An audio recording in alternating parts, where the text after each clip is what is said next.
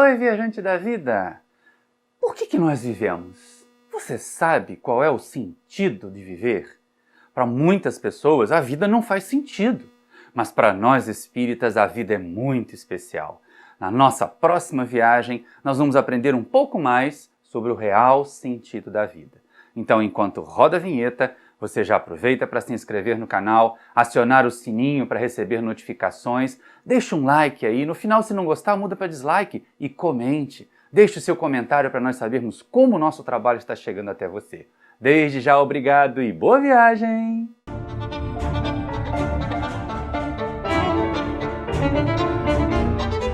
Queridos irmãos, queridas irmãs do Centro Espírita Paulo de Tarso, que nós nos sintamos felizes por compartilhar esse momento de estudos. Muitas pessoas costumam chegar para nós no atendimento fraterno numa casa espírita ou numa conversa mesmo, quando sabem que nós somos espíritas e dão aquela suspirada assim, ai, a vida não vale a pena, ai, a vida é uma droga. E aí quando a gente começa a observar a nossa realidade, a realidade do mundo em que nós vivemos, realmente muita gente pode desesperar. Afinal de contas, encontrar um sentido para a vida em meio a tantas dores, em meio a tantas dificuldades, pode ser mesmo desafiador. Muita gente está infeliz, muita gente está aí sofrendo e ao lado delas existem outras pessoas que não fazem nada do ponto de vista delas para merecer a felicidade que gozam. Então nós temos a pobreza graçando ao lado da abastança. Nós vemos muitas vezes os ditos felizes, os abastados, chegando a essa posição, galgando-a a partir da exploração dos outros, a partir de atos desonestos. Então, realmente, do ponto de vista materialista, e isso diriam os materialistas, viver não faz sentido nenhum. É passar um tempo que a gente puder, gozar o máximo que puder e depois vai acabar tudo. Assim a vida fica muito sem sentido, não é? Principalmente para aquelas criaturas que não têm essa facilidade de gozar o quanto puder, de agir o quanto quiserem. Ora, para elas a vida deixa de ter razão de ser e muitas pensam até em encurtá-la. Vemos ainda hoje na nossa sociedade a ideia suicida, a depressão, causando verdadeira devastação nas populações.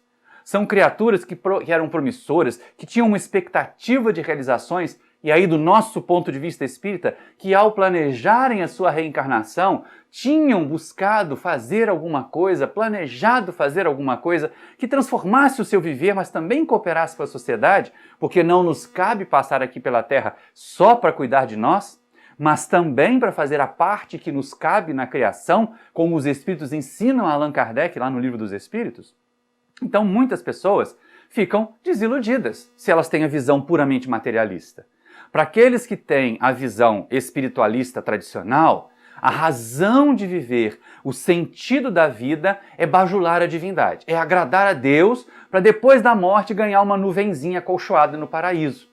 E muitos espíritas de vez em quando caem nessa balela também. Caem nesse engano também, de achar que se conseguirem barganhar com a espiritualidade, fazer o que fosse exigido, ganhar as boas graças de Deus, né? Vamos colocar assim, eles também vão ganhar um duplex com piscina em nosso lar. Nenhuma coisa, nem outra. Quem aprofunda o conhecimento na doutrina espírita, quem busca compreender a nossa doutrina, sabe a razão de viver. Ou pelo menos aprende que a vida tem sentido. Não apenas para o momento material que nós passamos aqui, não apenas para esse período, para esse estágio material que nós estamos vivendo aqui, mas também e principalmente, muito mais até, para o ser espiritual, imortal que nós somos. Nós aprendemos com os amigos espirituais quando Allan Kardec pergunta, lá na questão 167 de O Livro dos Espíritos, qual o objetivo da reencarnação? E aí os espíritos respondem que o objetivo da reencarnação é nós nos desenvolvermos, é nós progredirmos, é nós expiarmos também. Expiação, progresso contínuo da humanidade, dizem eles. Sem isso, onde haveria justiça? Então a parte mais valorizada da resposta não foi expiação, foi exatamente o progresso contínuo. Vemos então que o objetivo da vida, pelo menos o objetivo, não vou dizer o sentido ainda, porque sentido é uma coisa mais íntima, é uma coisa que vai tocar mais os nossos sentimentos, mas pelo menos o que toca a nossa razão e o espírita vai partir do raciocínio para nortear o seu sentimento, nós temos abraçado a tal doutrina da fé raciocinada, então é hora de sermos racionais, é hora de usarmos a nossa capacidade cognitiva para pensar a nossa fé, para raciocinar aquilo que nós dizemos acreditar. Então nós espíritas vamos considerar nessa resposta da questão 167 a valorização que os espíritos deram à segunda parte, que é o progresso contínuo, que é uma razão de justiça, porque se as criaturas tivessem que viver uma única vida e depois viesse um juízo final, aqueles que não começaram com as mesmas condições e não puderam alcançar um patamar evolutivo, já começariam condenados, já começariam excluídos da felicidade. E aqueles que, por um acidente, vamos pensar assim, nasceram com todas as condições, nasceram num ambiente florido, alcançassem a condição de elevação intelectual, moral, ética, que mérito eles teriam, já que eles partiram com todas as facilidades? Então os espíritos ensinam a Allan Kardec que a reencarnação visa o progresso contínuo da humanidade, do ser espiritual. Mas também quando nós temos as nossas complicações, quando o nosso aprendizado é retardado, quando nós temos dificuldade de progredir, os processos de dor surgem, as expiações e as provas se fazem presentes, principalmente nesse planetinha aqui, Terra, que nós estamos vivendo, que nesse século XXI tem passado por bastante tumulto, por muitas movimentações interessantes que fazem as pessoas refletirem a respeito dessas migrações, dessas idas e vindas coletivas de espíritos que estão aqui aportando no planeta e outros que estão nos deixando para continuar o seu progresso em planetas semelhantes. Planetas pelo menos adequados, ajustados à sua condição evolutiva, se eles não estiverem mais na condição evolutiva do planeta Terra. Cada um de nós, cada tarefeiro aqui presente, cada um estudioso, você aí do outro lado da tela, temos o compromisso de contribuir para a evolução nossa e da nossa coletividade. Progresso contínuo, impulsionar a humanidade para progredir. E aí os espíritos vão respondendo a Kardec ali na questão 168, vem a questão, mas e se eu não conseguir fazer tudo numa encarnação só? E se eu não conseguir fazer esse progresso numa encarnação só? Os espíritos respondem, passa outra. Toma um outro corpo, começa outra vez. Começa outra vez, inclusive se você fracassou num determinado ponto, até nós chegarmos à questão 170, que do meu ponto de vista, e nesse estudo em particular, é aquela cereja lá no alto do bolo, é aquela cerejinha que a gente coloca no sorvete com chantilly, né, que só enfeita, mas que ao mesmo tempo enriquece e torna melhor. Kardec pergunta aos espíritos o que fica sendo o espírito depois da sua última encarnação material. E aí eles respondem, espírito bem-aventurado, puro espírito. Isso já mostra para nós, pelo menos, o objetivo de viver, que é progredir. Não é sofrer. Se alguém, em algum momento, diz para nós, principalmente algumas criaturas equivocadas, que tiveram pouca compreensão, lá do alto das tribunas espíritas, que a gente está aqui para sofrer, que a gente reencarna num planeta de provas e expiações para pagar as nossas dívidas, essa pessoa não compreendeu a doutrina que abraça. Quem vai ser o consolador? Ou que doutrina será a consoladora prometida por Jesus, dizendo que nós temos que sofrer, que é normal sofrer? Parece até determinados dirigentes assim, não tem problema, todo mundo vai morrer mesmo. Como se a desencarnação coletiva, como se a desencarnação num processo dolorido não pudesse, de alguma maneira, ser contornada, porque as pessoas dizem estava escrito nas leis divinas que a gente tinha que morrer desse jeito. Não estava. Nós temos um outro estudo sobre fatalidade, que eu recomendo que vocês procurem lá no nosso canal. E aí a gente percebe que os espíritos ensinam a Allan Kardec que até esse momento fatal da morte aí não é tão fatal assim. Ele pode ser adiantado se a gente desperdiçar energia e gastar o nosso corpo, e ele pode ser postergado em algumas situações quando isso for útil para o nosso progresso, para o nosso crescimento. São as chamadas moratórias espirituais. Então, nem esse momento da morte aí é tão fatal assim. O que dirá quando a gente percebe as criaturas indiferentes ao sofrimento dos outros, indiferentes à dor alheia, ocupadas apenas com as próprias. Isso é um retardo muito grande, isso é um retrocesso muito grande na nossa sociedade, e a gente, como espírita, precisa estar atento a isso para não se deixar iludir, para não imaginar nesse fatalismo de que tem que ser assim mesmo, de que é Deus que está mandando essa situação, esse dirigente inadequado, incompetente. Não, nós é que colocamos lá pelo nosso voto. Então cabe a nós também fazermos a remoção dele, como um certo país muito grande aí lá da América do Norte já removeu o dirigente incompetente que eles tinham. Vamos ver como é que nós vamos fazer, como é que nós podemos interagir, agir na sociedade para impulsioná-la, para fazê-la progredir. Essa é a questão. Esse é um dos objetivos. Mas aí voltamos à questão, mas e o sentido da vida? Afinal de contas, por que nós vivemos? Afinal de contas, a vida, ela não está cheia de dificuldades aqui na Terra? Faz muito sentido acreditar num Deus todo de amor, todo de bondade, como as religiões pregam. E ao mesmo tempo, esse Deus nos punir com uma vida difícil, com um verão esturricante, com um inverno muito quente, com gente perecendo de fome, com a doença graçando. E aí a gente começa a perceber o seguinte, peraí, as leis divinas são sábias, elas são perfeitas. O nosso proceder, o nosso caminhar na vida é que tira a vida do seu verdadeiro sentido, que é o de progredir e de conquistar felicidade pelos nossos próprios meios. De conquistar felicidade pelo mérito alcançado ao evoluir, ao amadurecer espiritualmente, ao crescer moralmente, nós nos tornamos relevantes na coletividade espiritual e por isso mesmo nos tornamos felizes, mas tornaremos felizes a nós mesmos. E aí poderemos semear gentileza, encorajamento e bons exemplos, para que outras pessoas também sejam as construtoras, as artífices da sua própria felicidade. Mas comecemos a pensar então na encarnação. Para a gente poder ver qual é o sentido da vida, porque vida é a vida geral, é a vida do espírito como um todo, mas vamos pensar no sentido da encarnação, porque para os materialistas, para aquelas criaturas que entendem pouco da realidade espiritual, embora se digam espiritualistas, embora se digam religiosas, elas compreendem pouco a realidade espiritual. A gente tem que começar daquilo que é palpável, daquilo que é concreto. E aí lá no livro Missionários da Luz, nós vamos ter verdadeiras aulas com o André Luiz a respeito de várias questões da vida na Terra. Mas um capítulo em especial, que é o capítulo que trata da reencarnação de Segismundo, é um nome fictício de um personagem, amigo do companheiro que orienta André Luiz nesse livro, que é o Alexandre, para o qual é pedida ajuda no seu processo reencarnatório. Então nós acompanhamos com André Luiz ali toda a saga, toda a história, o maior capítulo do livro, que trata da preparação da reencarnação de Segismundo, do empenho da espiritualidade, do planejamento dos corpos, do planejamento inclusive das probabilidades de enfermidades, dos implementos, das limitações, das vantagens físicas que algumas criaturas vão ter, tudo isso tendo a ver com o objetivo de fazê-las progredir mais depressa.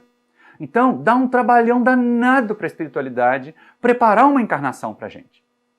E a gente às vezes faz igual político em campanha lá no mundo espiritual também, né? Eu prometo que vou ser bom, eu prometo que vou me reconciliar com meu inimigo, eu prometo que não vou fazer mais bobagem, eu prometo que não vou mais usar fumo, eu prometo que... E a gente vai prometendo.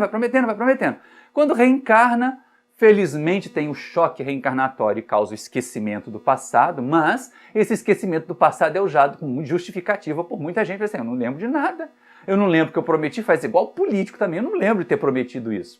Hoje em dia a gente consegue mostrar a gravação do político fazendo promessas.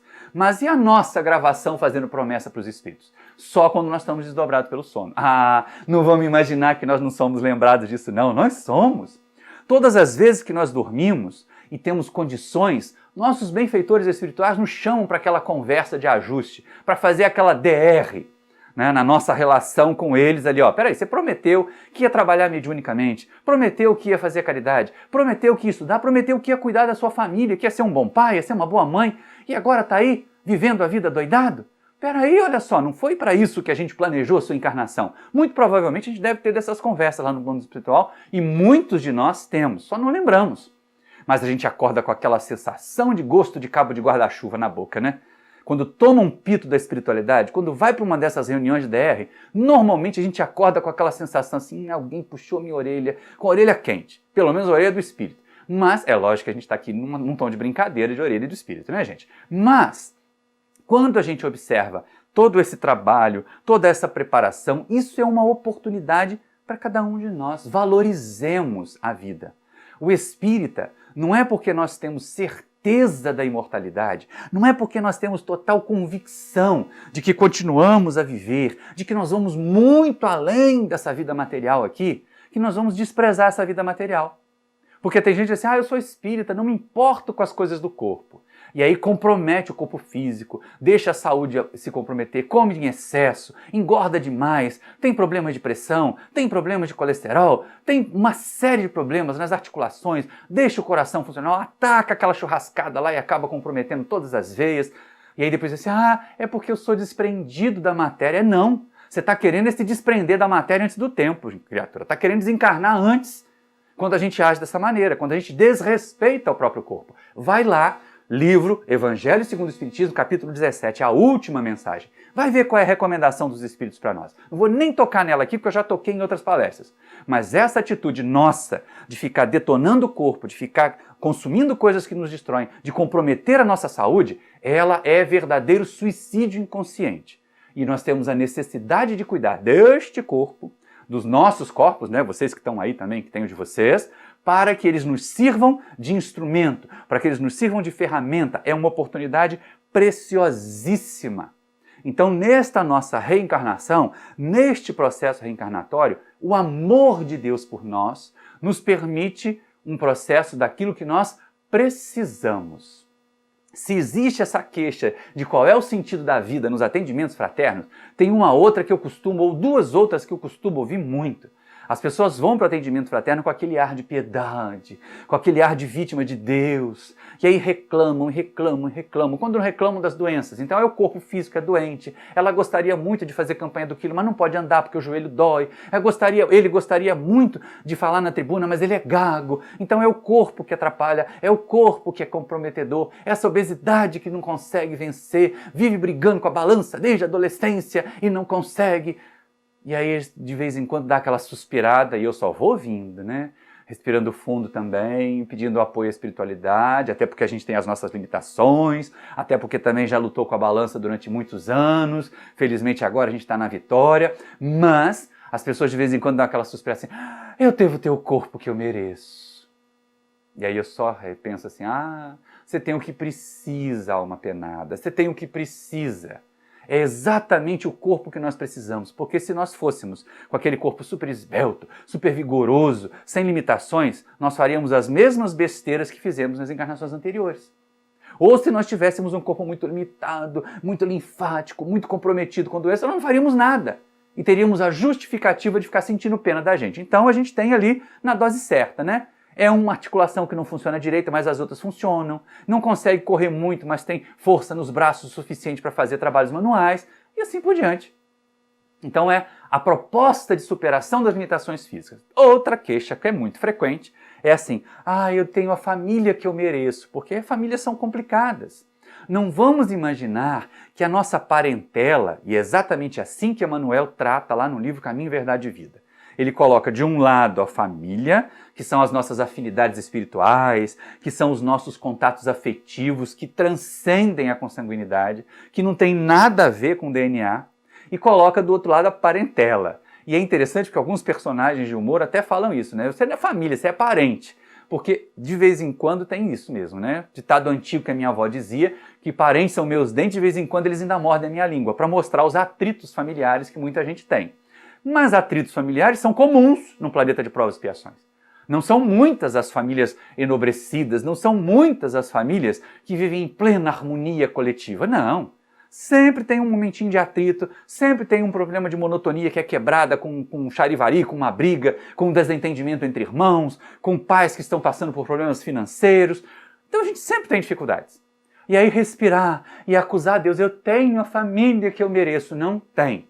Porque se a gente tivesse a família que merece, visava metade dela num hospício num domingo e a outra metade na cadeia no outro domingo. Porque nós ainda estamos muito, muito longe da perfeição. E porque estamos a caminho da perfeição, vamos encontrar ao nosso lado outros espíritos muito, muito longe da perfeição. Então estamos com a experiência que nós precisamos. Isso é o acréscimo de bondade. Isso é o acréscimo de misericórdia de Deus. Ele não nos dá necessariamente aquilo que nós merecemos, mas nos dá aquilo que nós precisamos, num processo educativo, paulatino, lento. Deus não tem pressa em relação a nós. Vamos lembrar, né? Deus é eterno. Então Ele não tem pressa se nós vamos chegar à evolução amanhã ou se nós vamos chegar daqui a 1000 séculos em outro planeta. Quem tem que ter pressa de evoluir, quem tem que ter desejo de evoluir mais rápido, como a gente viu lá na questão 170 do Livro dos Espíritos, para parar de sofrer, porque tem muita gente que diz assim, ai, eu tenho que sofrer para evoluir. Não, a gente tem que evoluir para não precisar sofrer. E aí exatamente nisso é que a gente percebe, quem tem que ter essa vontade de acelerar o crescimento somos nós.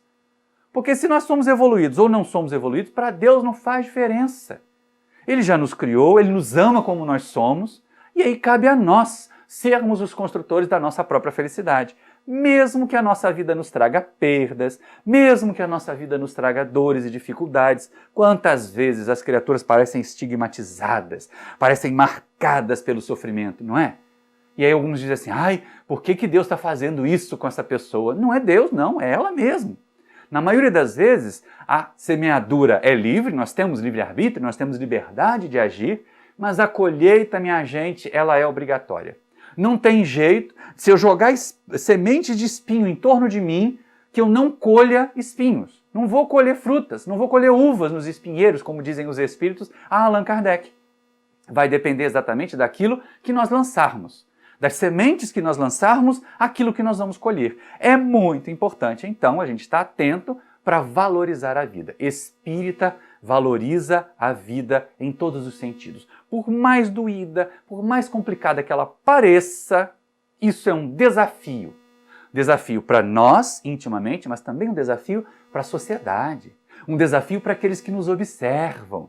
Para aqueles que estão ali em torno de nós, dando aquela olhada assim, como é que o Maurício está vivendo a vida dele? Como é que a Beltrana está atravessando essa dificuldade? Será que aquele companheiro que não conseguiu passar no vestibular a primeira vez, vai tentar outra vez? Porque ele é espírita e reconhece que não é um fracasso que vai paralisá-lo.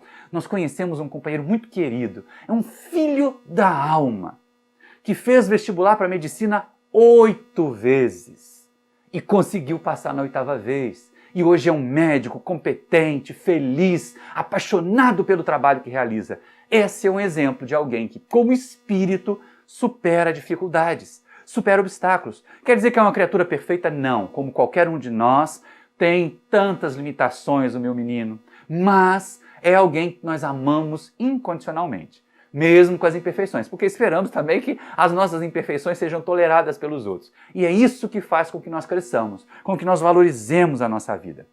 E a valorização da vida não é uma coisa só colocada por nós, da tribuna, pelos dirigentes, não é um dogma colocado no Espiritismo. Não, é uma proposta dos Espíritos. Quando a gente compreende qual é o valor da vida, o quanto que ela dá trabalho, o quanto que uma encarnação dá trabalho para a gente poder chegar nela e usá-la para evoluir, por isso ela tem que ser valorizada. Já começa por aí. Por que que nós espíritas vamos valorizar a vida física? Se não for por nós, pelo menos por reconhecimento ao trabalho que nós demos aos nossos benfeitores espirituais para a gente poder estar aqui.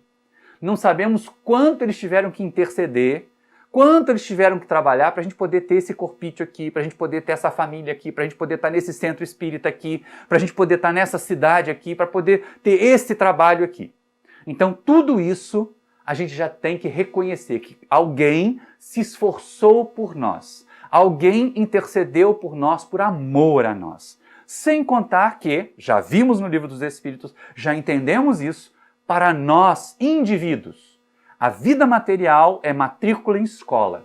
E escola nos leva a conhecer mais, a aprender mais, nos dá mais autonomia, nos impulsiona para o crescimento. É isto que é importante. Ficar naquela sensação assim, ai, mas eu estou sofrendo tanto, ai, mas a vida física é terrível, podia acabar logo. Não, não pode acabar logo, mesmo com dores, mesmo com sofrimento. Na verdade, a proposta de quando vem os sofrimentos, eles não são obrigatórios, eles não são necessários. Mas cada um de nós, ao nos depararmos com as situações de dor e elas nos trouxerem a vontade de desistir, resistamos. Porque é desafio para nós. Vamos insistir. Dores vão acontecer. É muito provável que quem habite num planeta de provas e expiações como nós habitamos tenha que enfrentar algumas dores, alguns processos amargos. A questão é o seguinte: o que nós fazemos no mundo de provas com as provas que temos? Algumas pessoas ficam queixosas, ficam lamuriosas. É até interessante, porque tem esta passagem lá no Evangelho segundo o Espiritismo, quando os benfeitores espirituais instruem Allan Kardec que os espíritos que estão na Terra em expiação são menos maduros. Então eles são reclamões, eles são tanto exóticos, eles estão meio inadaptados. E aqueles de nós que estamos na Terra passando por provas, porque às vezes a dor da expiação e a dor da prova são semelhantes, mas a maneira como nós passamos pela experiência é que é diferente. Quantas criaturas têm dores imensas no seu viver e conseguem passar por elas de uma maneira digna, ao contrário, mostrando inclusive à sociedade que eles não se deixaram abater, não se deixaram corroer pela dor. E nós poderíamos citar aqui vários que constam da literatura, não é? Vários no meio espírita mesmo, Aurino Costa, Jerônimo Mendonça, o nosso Chico Xavier com tantas dores, com tantas frustrações, com tantas traições, mas essas são criaturas que a gente ouve dizer, que a gente não conheceu. Mas eu tive o prazer, gente, e vou compartilhar com vocês esse prazer, de conhecer duas pessoas marcadas pela dor, desde muito cedo, mas que souberam transformar as suas vidas, que souberam dar sentido às suas vidas, ao ponto de se tornarem, nas suas respectivas tarefas, nas suas cidades, verdadeiros luminares. Ambos queridos amigos, já estão no mundo espiritual há muito tempo, mas ainda são lembrados com imenso carinho. O incomum que essas duas pessoas têm, primeiro, eu convivi com elas. Eu tive a oportunidade, a felicidade de aprender com elas a não deixar que as dores me derrubassem, me sufocassem. Cada um de nós pode fazer isso, observar em volta pessoas. Por isso é tão bom quando na nossa casa espírita atendam os convites para visitar um asilo, para visitar um hospital, porque provavelmente nós não vamos ver só a dor dos outros. Nós vamos encontrar verdadeiros professores de como viver apesar da dor, como viver e superar o sofrimento. E aí as histórias, ou as duas histórias, eu vou deixar aqui muito pinceladas, porque senão nós alongaríamos demais a nossa tarefa.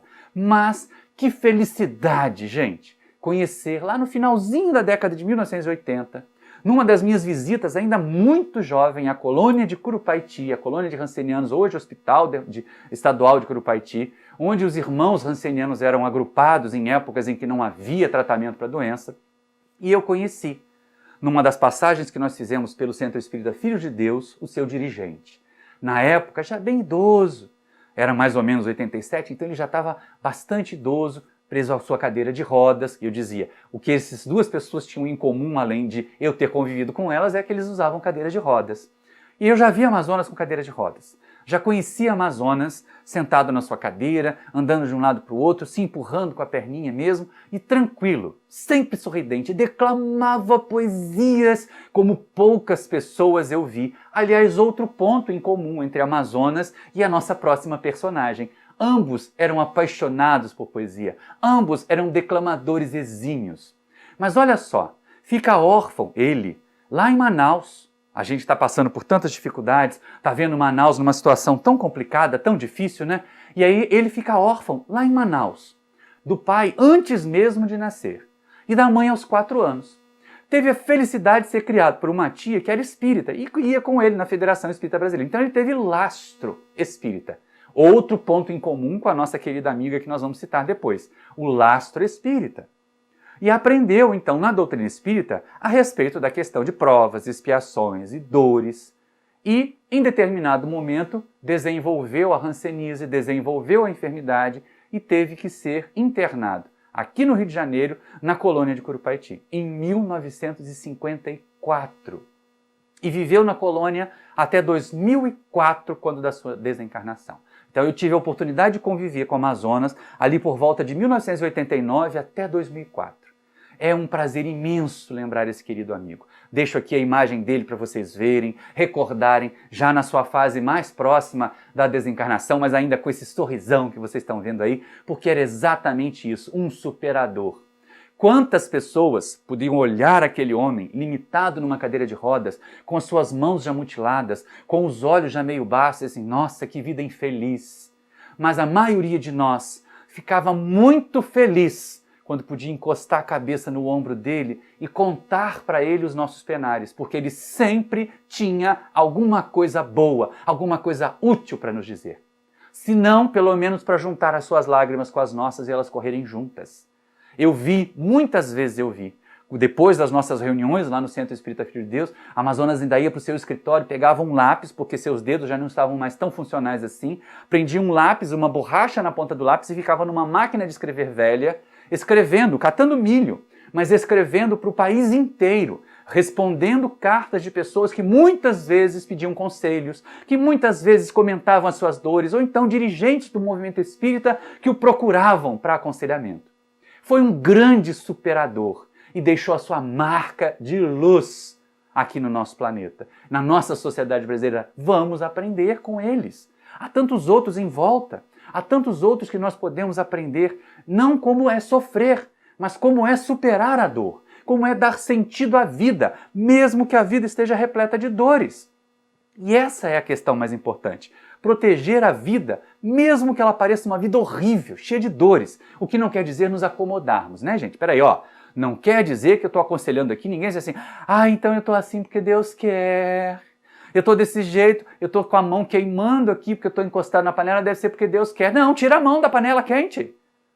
Nós temos que fazer todos os esforços para tornar a nossa vida melhor, para tornar a nossa vida mais tranquila, mais serena, mais feliz. Mas em caso de não conseguir, que isso não nos torne criaturas amargas, reclamonas, queixonas, que não veem sentido em continuar vivendo, deprimidas, propensos ao suicídio. Quantas pessoas que não veem sentido na vida começam a pensar em fugir dela pelo suicídio, começam a pensar em fugir da vida. Gente, não façamos isso. Amazonas Hércules é um desses exemplos. O outro, que eu tive a felicidade de juntar com a Amazonas Hércules. Ela lá em Minas Gerais veio nos encontrar, veio nos resgatar aqui no Rio de Janeiro, numa dessas oportunidades preciosas de reencontro de almas queridas. E aí nós conhecemos também uma jornadeira de cadeira de rodas, Elizabeth Montenari. Agora a imagem dela vai aparecer aqui do lado. Eu já falei dela também naquela palestra sobre a mulher e o espiritismo, vocês podem procurar lá no nosso canal, mas especificamente comentar como essas pessoas têm traços semelhantes na sua vida. Elizabeth não ficou órfã, mas ela teve paralisia infantil aos 2 anos de idade. E dali então ficou limitada a aparelho, a cadeira de rodas. E vocês acham que isso a tornou abatida? Que acham que isso a tornou uma mulher amarga, reclamona? Ao contrário. Assim como a Amazonas, ela tem um sorriso lindo. Eu digo tem. Tem porque 2 questões importantes. Elizabeth está sempre em nossos pensamentos e nós temos muitas fotos dela, da nossa convivência longa, em que nós podemos fotografá-la sorrindo. E a Amazonas também está nos nossos pensamentos e ainda ecoa na nossa audição as gargalhadas que ele dava lá no seu escritório quando alguém contava uma piada, ou então os sorrisos que ele dava quando alguém muito querido, que não via há muito tempo, chegava e o abraçava lá no Centro Espírita Filho de Deus, em Curupaiti. Então, o sorriso marcante, o sorriso que iluminava o dia de quem via. E ela era essa pessoa animada, feliz, uma divulgadora. A tribuna espírita era para ela um segundo lar. Falava de Jesus, falava de amor com muita propriedade, com muito carinho, declamava também lindamente. E tinha principalmente um afeto especial pelos mais jovens. Foi e é uma grande impulsionadora dos jovens espíritas. Não para que os jovens espíritas fizessem aquela coisinha dos grupinhos, mas que os jovens espíritas se tornassem trabalhadores e depois dirigentes do movimento espírita. Na sua cidade, Leopoldina, temos muitos jovens que nós conhecemos na evangelização e que hoje são dirigentes do movimento. Estão lá coordenando a COGEL, coordenando atividades nas casas espíritas, impulsionados pelo contato que tivemos com ela. Todos nós éramos muito jovens em relação a ela naquele momento, mas é uma alma muito querida. E ambos, ela também, superadora das limitações. Sentia dores? Muitas vezes. Tinha dificuldades? Muitas vezes. Problemas familiares? Como nós. Mas jamais deixava de ajudar e jamais deixava de sorrir. Quando eu ficava hospedado na casa dela, era interessante ver que de vez em quando tocava o telefone de madrugada e eu me dava aquele sobressalto, porque a gente dormia no quarto próximo do quarto dela e de repente eu ouvia Elizabeth conversando com alguém, fazendo preces, porque alguém desatinado ligava para ela 2 horas da manhã, 3 horas da manhã, para pedir prece, dizendo que estava se sentindo afligido por espíritos, e ela na maior paciência, na maior tranquilidade, meio sonolenta, mas na maior paciência, fazia preces, orava junto com eles, dava conselhos, com todas as dores, com todos os motivos que tinham para reclamar da vida, nem Elizabeth Montanari, nem Amazonas Hércules se deixaram derrotar pelas adversidades. Eles realmente deram sentido às suas vidas. Está lá o Centro Espírita Filho de Deus até hoje, está lá a Cogel em Leopoldina até hoje. O movimento espírita que foi tocado por essas pessoas é forte, é vigoroso. Então eles deram sentido à sua vida. Mesmo que do ponto de vista materialista, mesmo que do nosso ponto de vista limitado, essas pessoas tivessem vidas que muitos teriam queixas dela. Muitos reclamariam de ter, mas eles não reclamavam. De vez em quando, claro, a dor vinha mais aguda, vinha mais forte, uma traição aqui, uma deserção acolá, que os abatia, mas não por muito tempo. Não vamos imaginar que eram santos, não eram. Assim como nós, tinham as suas dores, tanto no corpo como na alma. Mas eles eram superadores das dores. Então começamos a ver. Dar sentido à vida é fazer a vida ser boa, independente da realidade material que nós temos. É interessante isso. Mais adiante nós vamos lembrar um compositor brasileiro, que nada tem a ver com o espiritismo, mas que nos seus momentos de inspiração nos faz refletir sobre o que é a vida. O que é a vida mesmo, né, gente? Qual é o sentido da vida? E aí nós vamos perceber o seguinte: quando Jesus abre os braços à multidão, nos convida, vinde a mim todos vós que estáis aflitos e sobrecarregados, e eu vos aliviarei.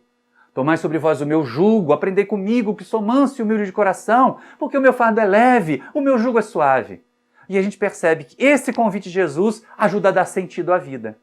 Vem nos trazer mais sentido à nossa vida. E é muito interessante, é muito felicitador nós termos essa possibilidade no movimento espírita de juntar. Pega o Evangelho segundo o Espiritismo, vai lá, consulta o Novo Testamento, pega o Livro dos Espíritos para esclarecer alguma coisa que vemos ali. E no estudo, na compreensão, aclarando o nosso raciocínio, nós vamos limpar os nossos sentimentos dessas queixas, dessas mágoas, dessas tristezas que tiram da vida o seu sentido, que tiram da vida o seu sabor.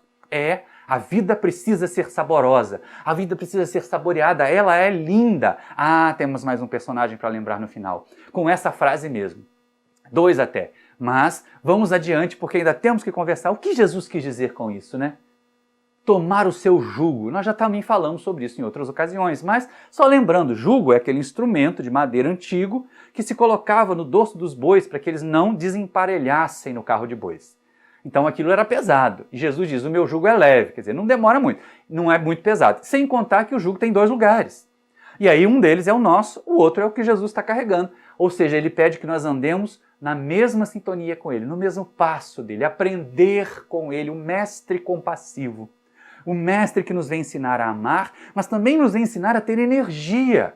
Ele é um grande transformador da sua sociedade. Não vamos imaginar Jesus apenas como uma liderança religiosa. Embora ele não tenha se filiado a nenhum partido político, graças a Deus, né, ele teve a sua doutrina promovendo uma grande reforma na sociedade. Antes de Jesus, os valores que imperavam eram os da violência, eram os da riqueza, eram os da dominação. Depois do mestre, prevalecem os valores do afeto, os valores do amor, os valores da fraternidade. Então ele veio sim, não revolucionar, porque as revoluções têm tempo de validade. Olha a Revolução Francesa, o que aconteceu com ela logo depois. As guilhotinas cortando cabeças dos próprios revolucionários. Quantas outras potências foram potências por um tempo? A velha Roma, Napoleão Bonaparte e tantos outros.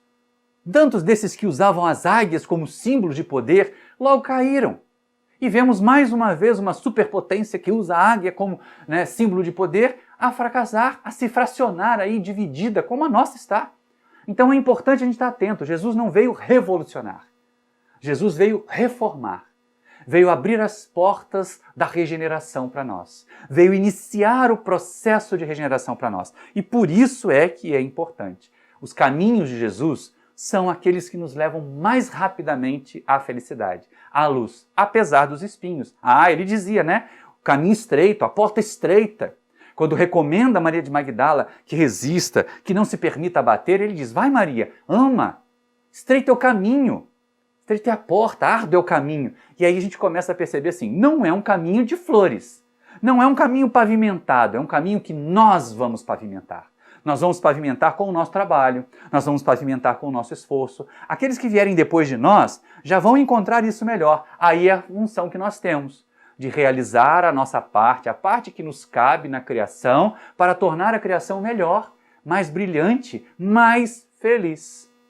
E todas as vezes que ocorrerem obstáculos, todas as vezes que ocorrerem quedas, vamos lembrar de um Amazonas Hércules?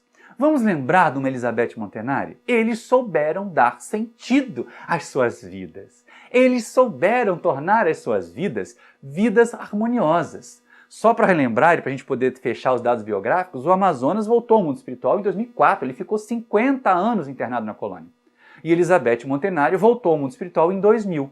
Ela ficou cerca de 50 anos, um pouquinho mais de 50 anos aqui na Terra. Mas nós temos o seu exemplo. Nós temos outros companheiros que podem ser lembrados com carinho, que tornaram as suas vidas úteis. O grande problema de nós, que de vez em quando ainda rastejamos sob um fardo pesado de dores na Terra, é que nós deixamos as dores nos curvarem.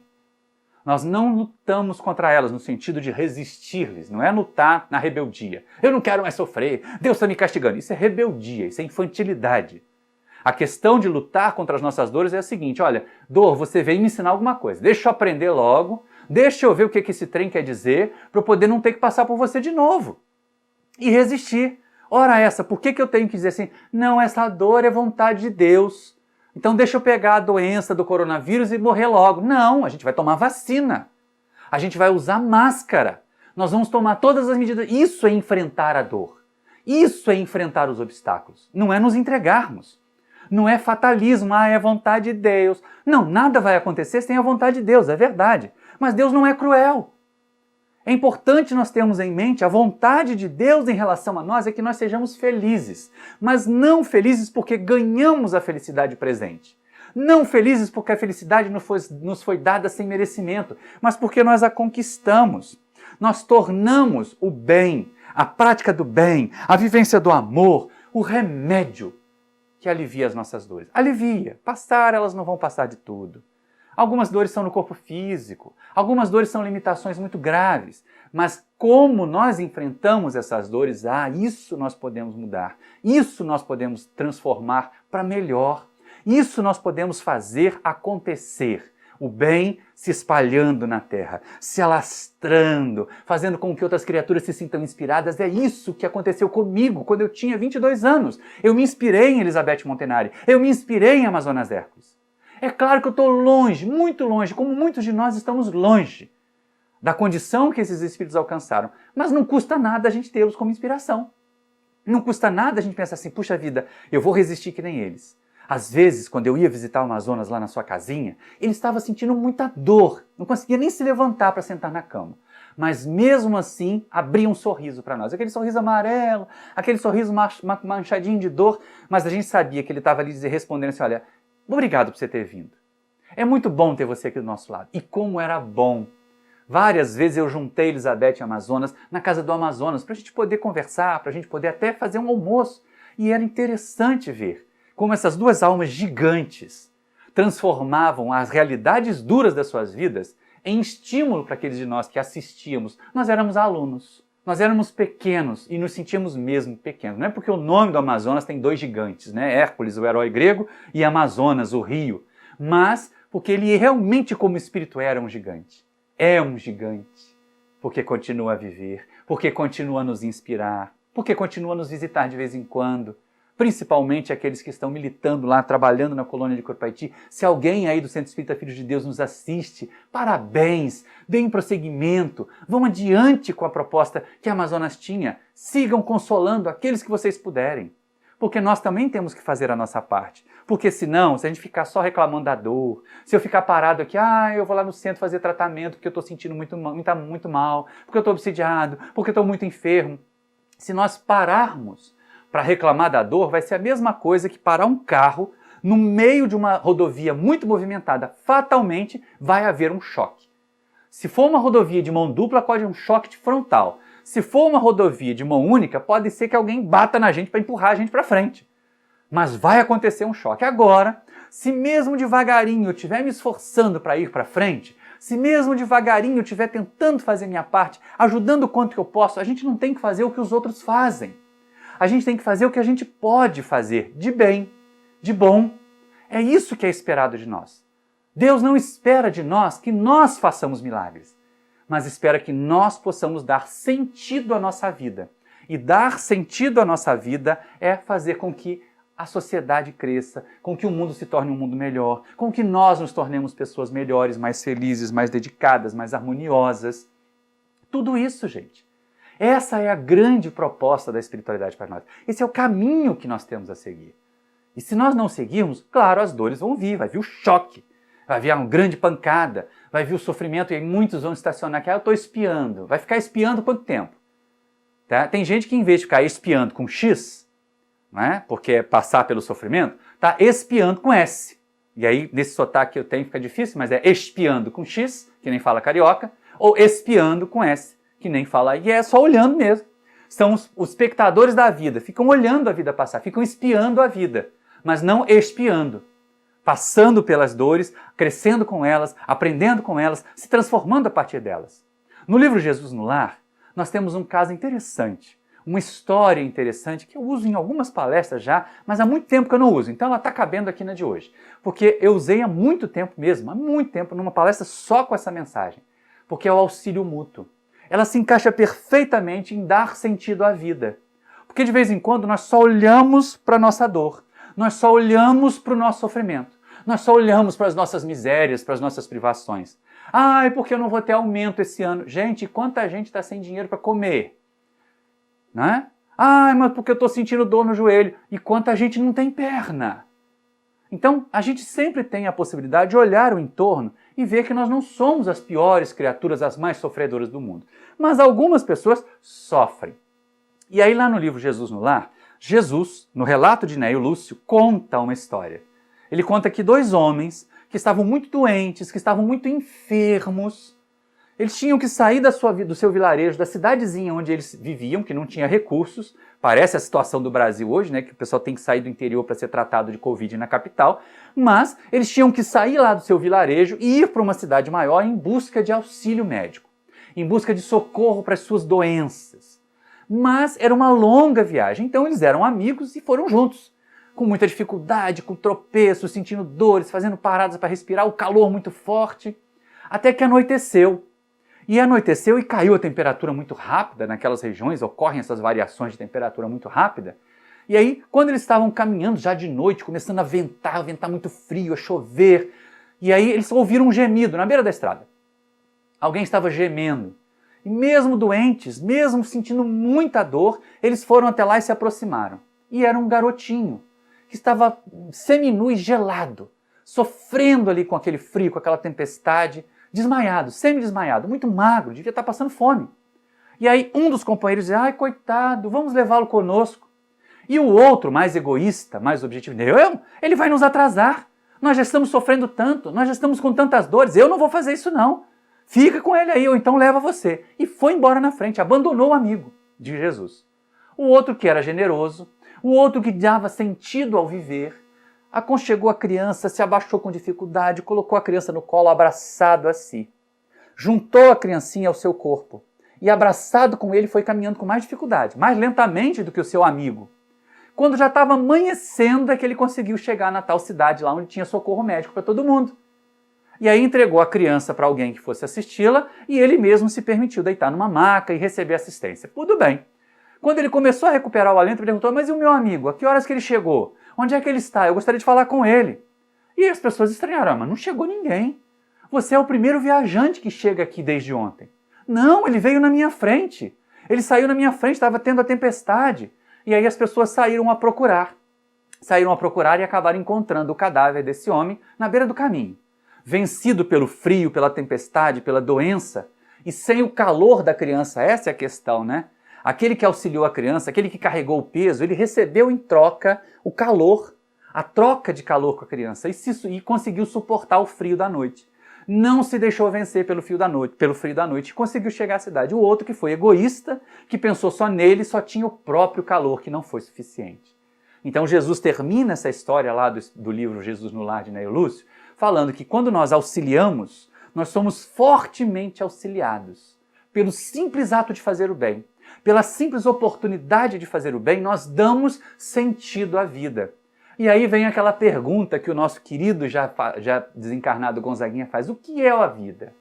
O que é a vida? E aí muitas vezes as pessoas dizem: a vida é sofrimento, a vida é dores, a vida é lamento, a vida é solidão.